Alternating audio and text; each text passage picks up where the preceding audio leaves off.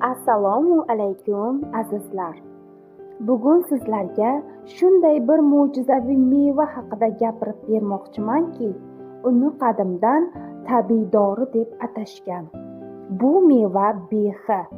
Behi nafaqat shirin, balki shifobaxsh, toza va tiniq meva. Uning hidi, rangi va ta'mi barchasi tanamizga foyda, ruhimizga esa orom bag'ishlaydi. Behi tarkibida C vitamini, temir, kaliy, magniy va B guruhi vitaminlari juda ko'p. Bu moddalar immunitetni mustahkamlaydi, tanani bakteriyalardan himoya qiladi. Behi shamollash dushmanidir.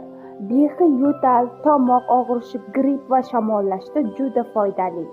Iliq meva sharbati yoki qaynatmasi yo'talni yumshatadi, tomoqni tinchlantiradi. Bolalarga esa tabiiy doridek foyda beradi. Oshqozon uchun foydali. Behi hazmni yaxshilaydi. Oshqozon shilliq qavatini himoya qiladi. Agar behini ertalab och qoringa yesangiz, kun davomida o'zingizni yengil his qilasiz. Yurakni mustahkamlaydi. Behi yurak mushaklarini quvvatlantiradi.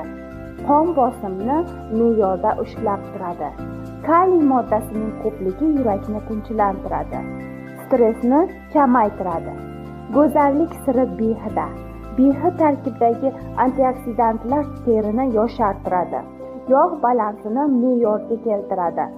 Agar har kuni yarim behi yesangiz, yuzingiz tiniqlashadi, sochlaringiz mustahkamlanadi. Asabni tinchlantiradi. Behi hidi ham o'zi bilan birga sokinlik olib keladi.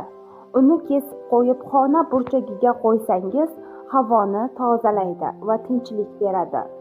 Uyqusi buzilganlar uchun esa tabiiy davo kechqurun behi sharbatini ichish. Homilador ayollar uchun shifodir. Behi homiladorlik davrida holsizlikni kamaytiradi, qon aylanishini yaxshilaydi, bola rivojlanishiga yordam beradi va onaning immunitetini mustahkamlaydi.